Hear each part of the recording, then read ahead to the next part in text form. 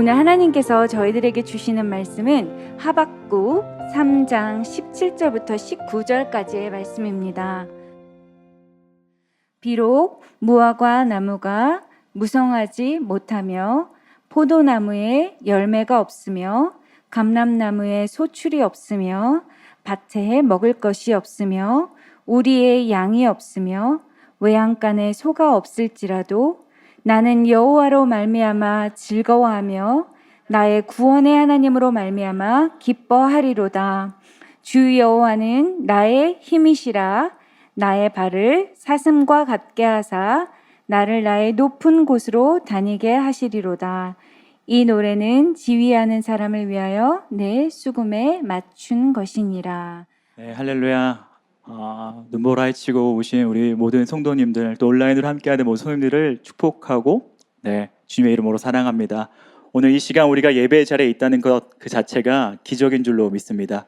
이 시간 제가 잠깐 기도하고 우리 계속해서 말씀 보도록 하겠습니다.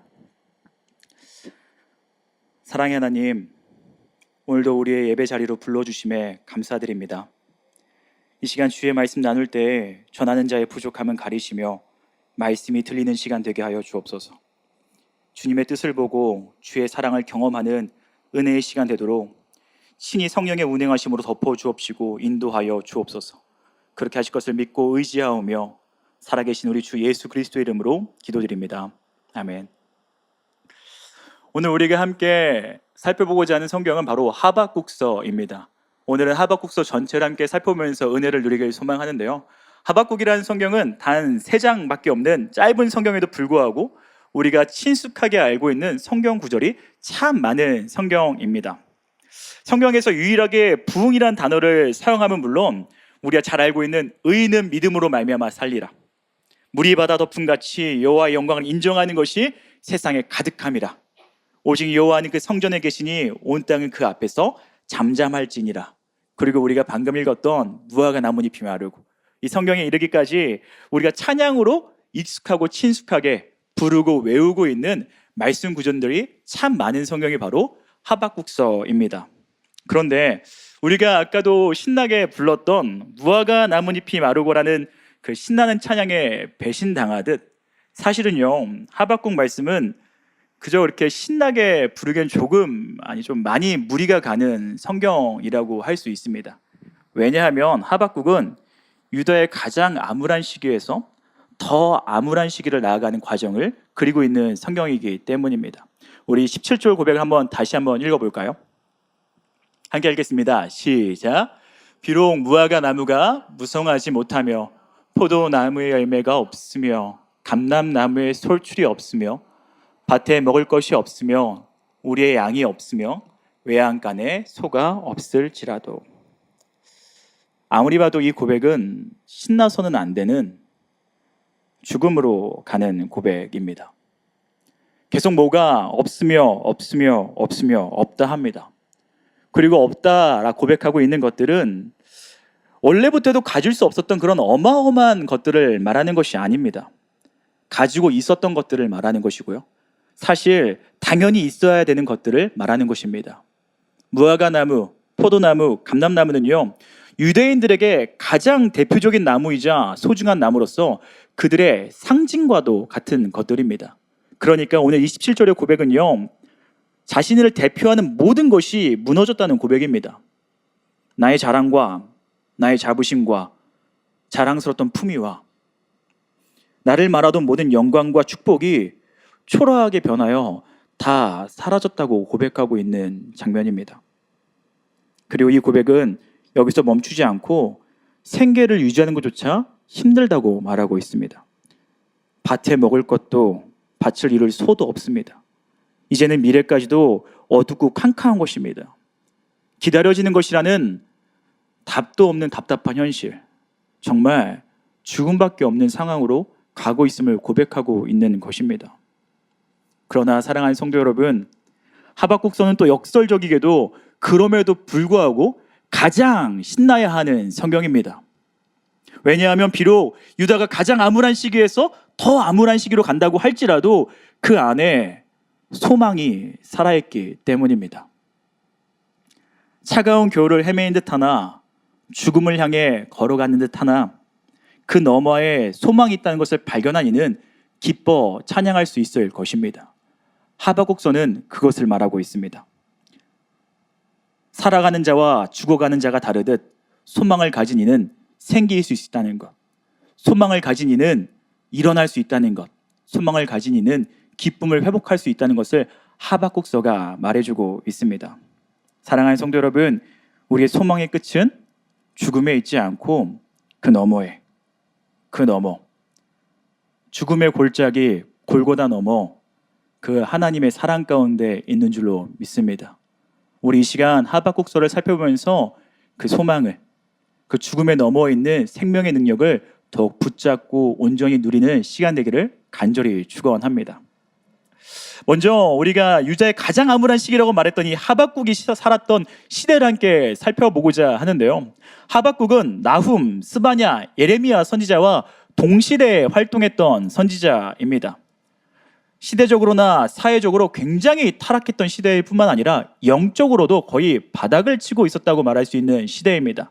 이 성경의 한 단락으로 이 시대를 쉽게 설명할 수 있을 것 같은데요. 동시대 선지자 예레미야서에 기록되어 있는 말씀입니다. 예레미야 36장 23절 말씀을 먼저 함께 읽도록 하겠습니다. 함께 읽겠습니다. 여후디가 선호 쪽을 낭독하면 왕이 면도칼로 그것을 연하게 베어 화롯불에 던져서 두루마리를 모두 태웠더라. 여기서 낭독하여 찢기고 태워진 두루마리는 하나님의 말씀입니다. 우리 계속해서 24절부터 26절 말씀 함께 읽어볼까요?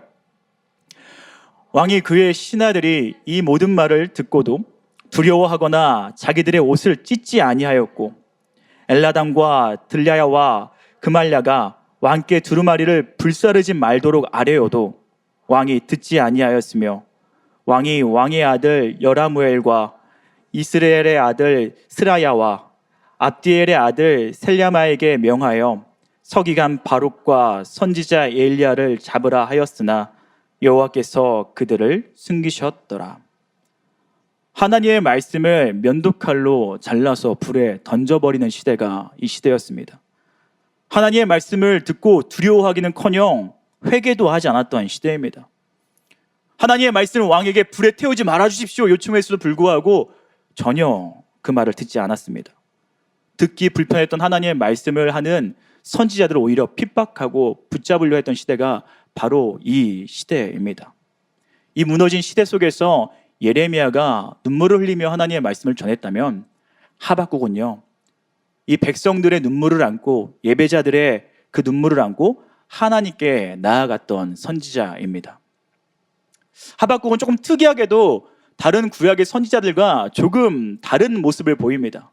보통의 선지자들은요, 하나님의 말씀을 받아 하나님 편에 서서 그 시대의 악과 백성들의 죄악을 짚어내고 꼬집어내는 역할을 했습니다. 그런데 하박국은 그와 다르게 반대로 행동하게 됩니다.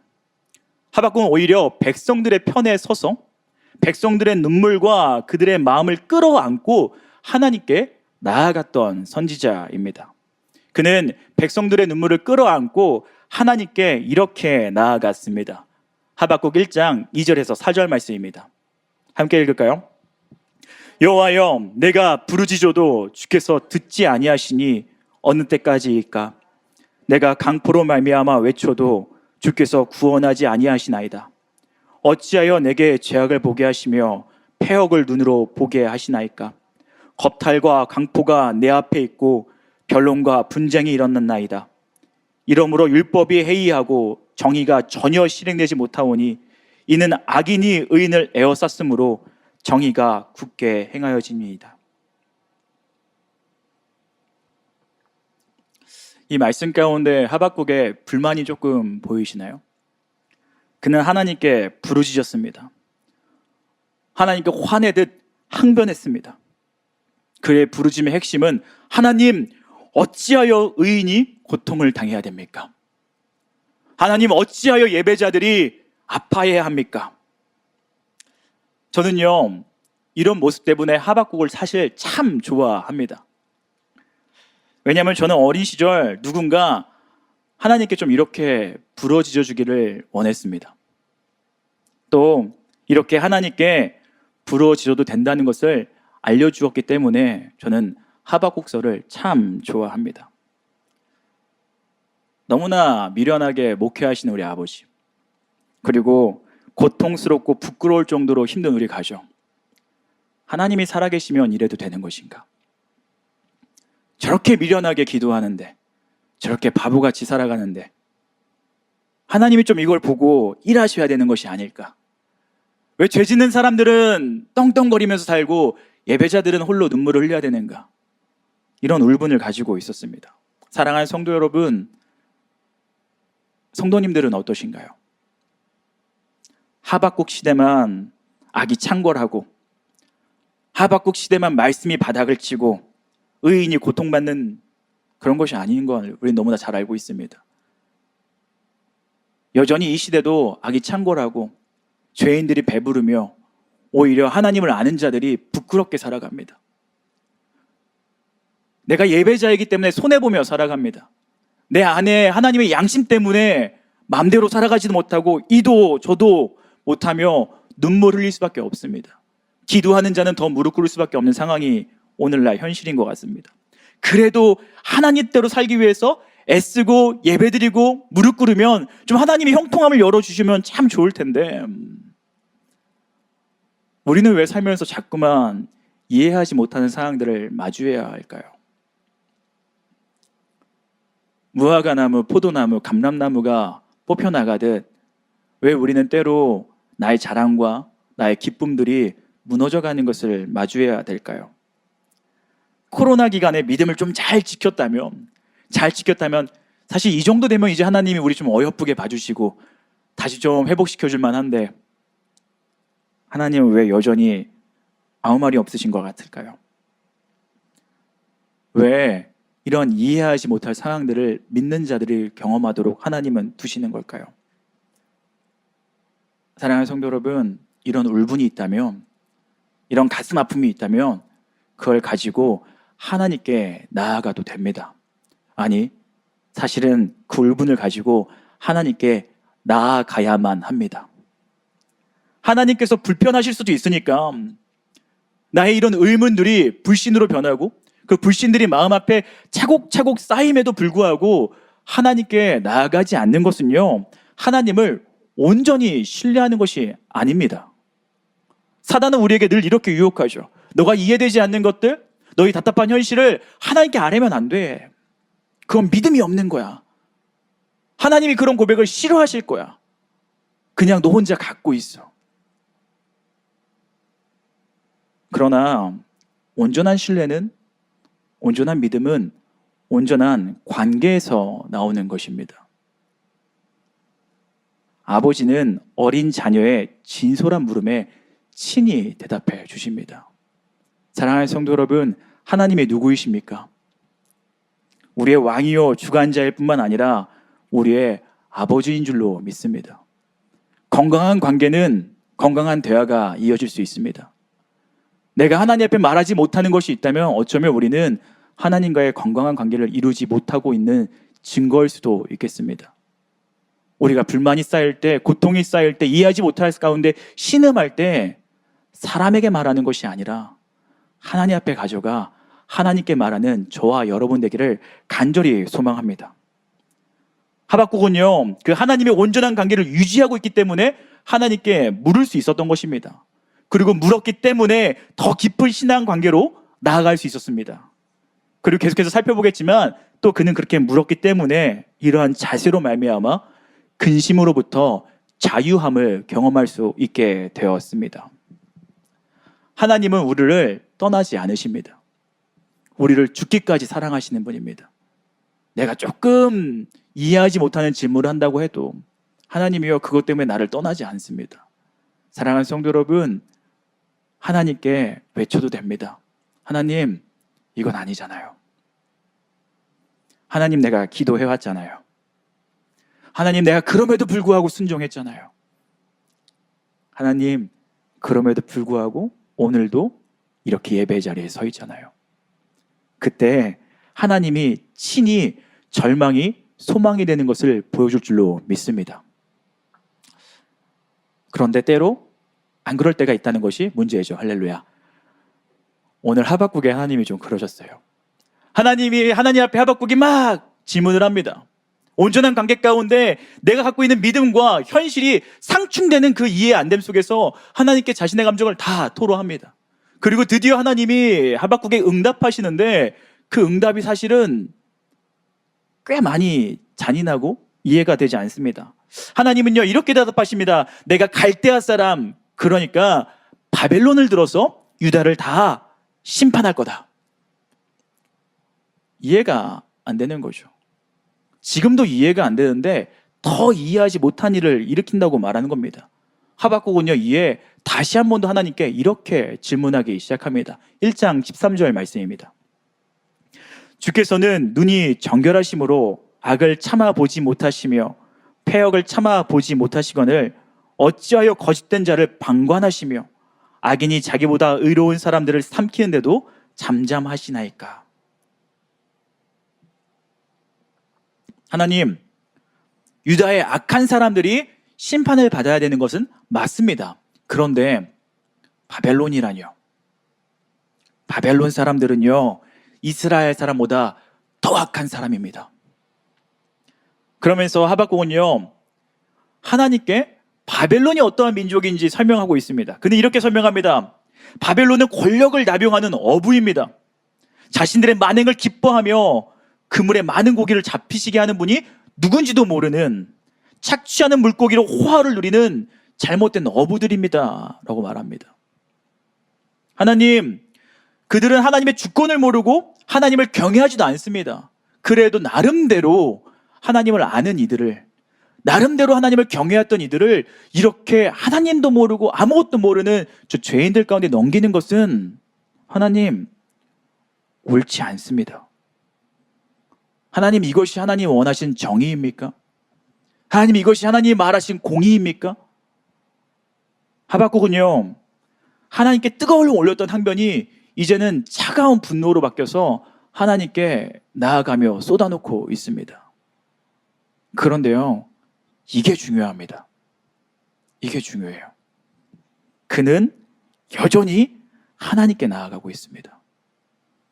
우리가 주목해야 될 것은요 이해하는 상황 가운데서도 하박국은 하나님께 나아갔고 하나님이 이해 안 되는 그 기도 응답을 주시는데도 하나님께 나아갔습니다.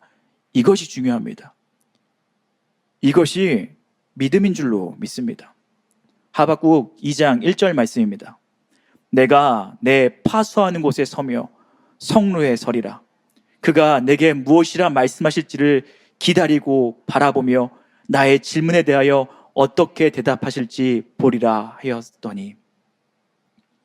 하박국은 여전히 하나님께 나아갑니다. 이해가 되지 않아도, 하나님의 응답이 마음에 들지 않아도 주님께 나아가 머물고 있습니다. 사랑하는 성도 여러분, 하나님께 언제나 나가야 됩니다. 내 상황이 이해가 안 되고 하나님이 하시는 일이 섭섭하게 느껴진다고 할지라도, 나의 하나님이 이루신 기도 응답이 오히려 나를 괴롭게 한다 할지라도 예배 자리를 지켜야 할 줄로 믿습니다. 그럼에도 불구하고 하박과 같이 계속해서 하나님께 나아가 하나님 앞에 머물러야 하나님이 주시는 소망을 발견하기 때문입니다. 수많은 사람들이 예수님이 끌려갈 때, 그가 예수님께서 잡혀가실 때 그 모습을 이해할 수가 없었습니다. 그리고 그가 맞으시며 십자가에 달려 매달리신 모습을 보고 이제는 더 이해는 못하겠다고, 예수님이 그가 그리스도라면 이렇게 평범하게 사는 것도 이해가 안 됐는데 끌려가는 것도 이해가 안 되고 심지어 이제는 맞고 피 흘리고 저렇게 비참하게 십자가에 달려있는 건 도저히 이해를 못하겠다고 그를 떠났습니다. 그저 보이는 현상에 따라 소망을 두었던 이들은 그저 떠났습니다. 그러나 그렇게 떠난 이들과 그럼에도 불구하고 주의 말씀을 기억하며 끝까지 머물렀던 이들은 전혀 다른 결과를 맞게 됩니다. 우리 눈에 보이는 것이 다가 아닌 줄로 믿습니다. 십자가를 보는데 어디 소망이 있습니까? 골고다 오르는 예수님을 보는데 어떤 기쁨이 있습니까? 우리의 눈에 보이는 것은 그냥 죽음으로 가는 것 뿐이었습니다. 그러나 우리의 소망의 끝은 그 골고다에 있는 것이 아니라 그 십자가의 너머에 있었습니다. 이해할 수 없을 그때에도 주님 앞에 나아가는 것, 우리 눈에 일어나는 일이 다 해석되지 아니하고 이해되지 않아도 여전히 하나님 앞에 머물고 말씀을 기억하며 붙들고 살아가는 것, 그때 우리를 죽기까지 사랑하시는 하나님의 뜻을 보게 되는 줄로 믿습니다. 그때 우리에게 소망이 생기는 것입니다. 죽음도 어쩔 수 없는, 사망도 이기는 소망이 우리 가운데 생기게 되는 것입니다. 사랑하는 성도 여러분, 기다리길 소망합니다. 사랑하는 성도 여러분, 말씀으로 나아가길 소망합니다. 이해가 되지 않아도, 눈에 보이는 건 가시밭이요 골고다라고 하더라도 그래도 예배 자리를 지킬 간절히 소망합니다. 그리고 오늘 그런 마음으로 이 자리에 왔다면 참 잘하셨습니다. 그럼에도 기도하는 자리에 왔다면 참 잘하셨습니다. 그리고 그렇게 머물러 있을 때 오늘 예배 가운데, 그리고 내일의 예배 가운데, 다음 주 예배 가운데 소망 없는 이 땅 가운데서 살 수 없는 주의 능력이, 주의 뜻이 우리 모든 예배자들의 삶 가운데 펼쳐질 줄로 믿습니다. 나와 머물렀던 하박국에게 하나님은 이제 답하기 시작합니다. 그의 두 번째 답은 아주 간단합니다. 하박국아, 유다를 치는 바벨론은 그저 도구요 막대기일 뿐이다 라고 말하시는 것입니다. 우리는 다 이해할 수 없지만 하나님은 우리가 이해할 수 없는 방법으로 하나님의 선하신 일을 이루시곤 합니다. 하나님이 들어 쓰시는 것은 하나님이 그냥 들어 쓰시는 거지 인정하는 것은 아닙니다. 우리가 새벽 예배 때 계속해서 살펴봤던 것처럼 하나님은 에서라는 사람을 들어서 야곱을 훈련시키기 시작하십니다. 하나님이 에서를 인정했다란 말은 없습니다. 그저 야곱을 이스라엘로 바꾸시기 위해서 에서를 붙잡고 사용했던 것 뿐입니다. 오늘 하박국도 같은 겁니다. 유다를 살리기 위해서 그저 바벨론이라는 막대기를 들어서 사용했던 것 뿐입니다. 자녀를 위해 드는 회초리는 그 자녀보다 귀할 수가 없습니다. 그것이 하나님의 사랑입니다. 사랑하는 성도 여러분, 우리를 힘들게 하는 사람이 있습니까? 우리를 어렵게 하는 환경이 있습니까? 그거는 그저 하나님이 우리를 더 온전케 하시기 위해서 들고 계신 막대기일 뿐입니다. 그 막대기는요, 우리를 단련하시기 위해 훈련을 다 하고 나서는 그저 내려놓으실 뿐입니다. 그 막대기에는 합당한 심판과 합당한 대가를 공의의 하나님께서 이루실 것입니다. 야곱에게 에서가 필요했듯, 폐역하고 있는 유다 백성에게 바벨론이 필요했듯, 우리 각자의 삶 가운데 하나님은 우리를 위해서 막대기를 들고 계시는 것 뿐입니다. 그 막대기는 우리를 결코 죽게 하지 못합니다. 오히려 그것은 나의 환부를 드러내고 수술하시는 하나님의 눈물의 시간인 줄로 믿습니다. 그때 우리는 더욱 소망을 볼 수 있는 것입니다. 나의 고통이, 나의 고난이, 내가 이해하지 못한 수많은 상황들이 하나님이 나를 버리고 나를 포기하시는 것이 아니라 오히려 나를 살리시기 위하여서 나를 수술대에 눕히시며 나를 수술하시는 시간이라면 우리는 우리를 힘들게 하는 그 사람을 미워하지 않을 수 있게 됩니다. 우리를 힘들게 하는 이 상황과 이 광야를 저주하지 않을 수 있게 됩니다. 하나님이 이 시간을 통해서 나를 다루시는구나. 사랑하는 성도 여러분, 나를 힘들게 하는 그 무엇 가운데 집중하는 인생 되는 것이 아니라 하나님께 더욱 집중하는 인생 되기를 간절히 축원합니다. 그 상황과 현상 속에서 다른 것을 묵상하는 것이 아니라 저 사람이 내게 왜 이렇게 하지? 이 상황은 내게 왜 이렇게 일어난 거지? 내가 어디서부터 잘못된 거지? 묻고 또 묻고 파로 들어가는 것이 아니라 하나님을 기억하면서 그 이면에 역사하시는 하나님의 눈물을 가슴에 품으면서 오히려 그 광야를 기쁨으로 헤쳐나오는 저와 여러분 되기를 간절히 소망합니다. 비록 하나님의 사랑이 당장에 보이는 것 같지 않더라도, 하나님의 손길이 느껴지는 것 같지 않더라도 끝까지 그렇게 하나님 바라보며 그 광야를 지내나와 변치 않는 하나님의 소망을 품는 저와 여러분에게 간절히 소망합니다. 어떤 한 목사님 설교에서 나치 수용소에 유대인들이 갇혀있던 곳에서 발견된 그 문구의 이야기를 들은 적이 있습니다.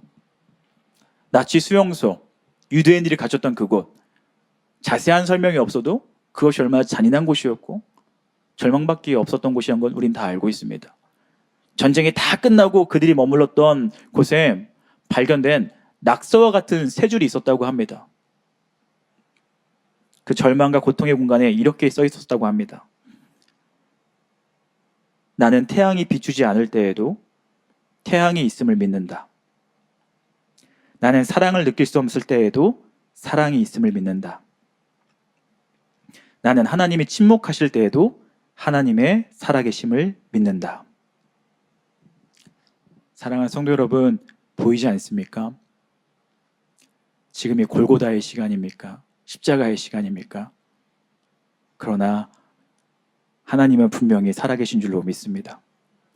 성경의 수많은 믿음의 사람들이 이런 시간들을 겪었던 것 같습니다. 대표적인 사람, 오늘 새벽 예배부터 시작했던 바로 요셉이라는 사람이 있었죠. 그는 어떠한 사람이었죠? 형제들에게 버림을 받아 팔려갔습니다. 그 팔려간 대가는요, 왕자처럼 살았던 삶에서 물건과 같은 취급을 받게 되는 노예가 되는 것이었습니다. 그냥 물건처럼 노예로 아무도 자기를 알아주지 않는, 아무도 자기를 특별하게 대해주지 않는 삶 가운데 그는 살아갑니다. 여전히 하나님을 붙들고요. 조금 시간이 지나니까요, 그를 특별히 봐주는 사람이 한 명 생겼습니다. 네, 보디발의 아내, 할렐루야. 하필이면 그가 요셉을 특별하게 봤습니다. 요셉을 유혹합니다. 그러나 요셉이 보디발의 아내를 유혹을 물리치죠. 왜 물리쳤죠? 하나님 앞에서 죄를 지을 수 없다고 말합니다. 그러니까요, 그는 노예로 팔리고 자기가 잊혀진 그 상황 가운데서도 하나님을 기억했고 하나님 앞에 부끄럽지 않기 위해서 하나님을 바라봤습니다. 하나님의 손길이라고는 전혀 느껴지지 않는 그 시간 가운데. 그러면요, 하나님이 조금 좋은 역사를 해주셔야 되잖아요. 그 결과는 근데 뭐였죠? 하나님 앞에 부끄럽지 않기 위해서 죄를 지을 수 없어서 유혹을 패한 그 대가는 젊은 나이에 강간 미수범이 되어서 감옥에 가는 거였습니다.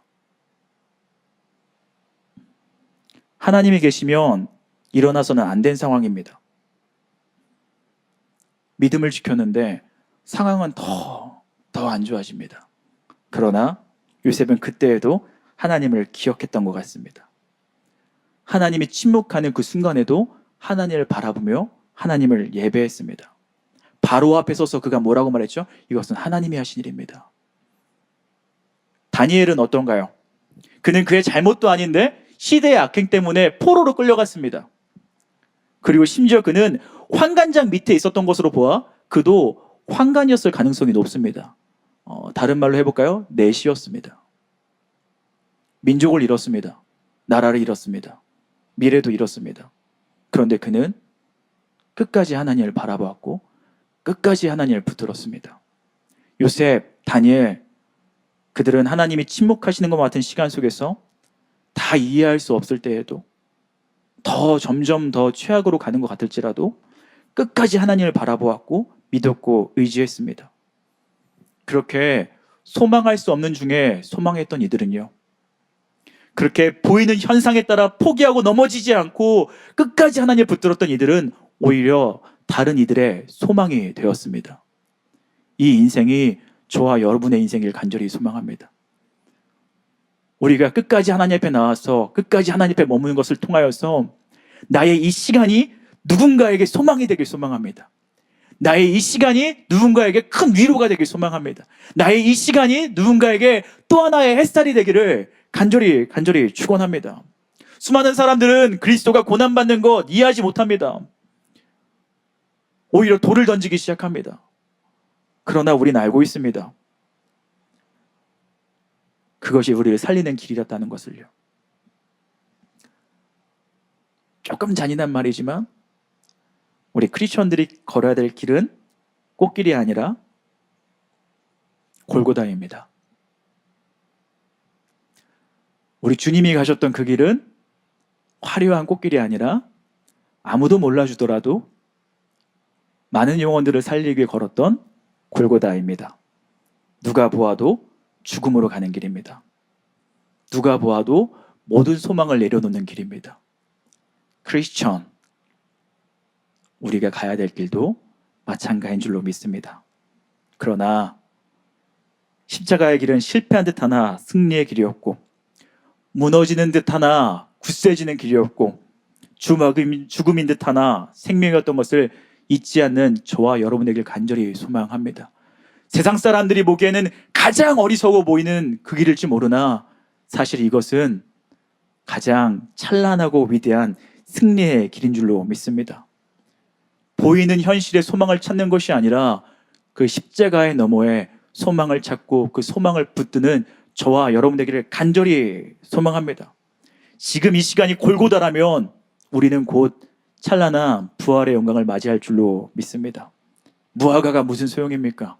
포도나무가 감람류가 없으면 어떻습니까? 하나님이 계신데요. 하박국 3장 1절을 보면 이렇게 시작하게 됩니다.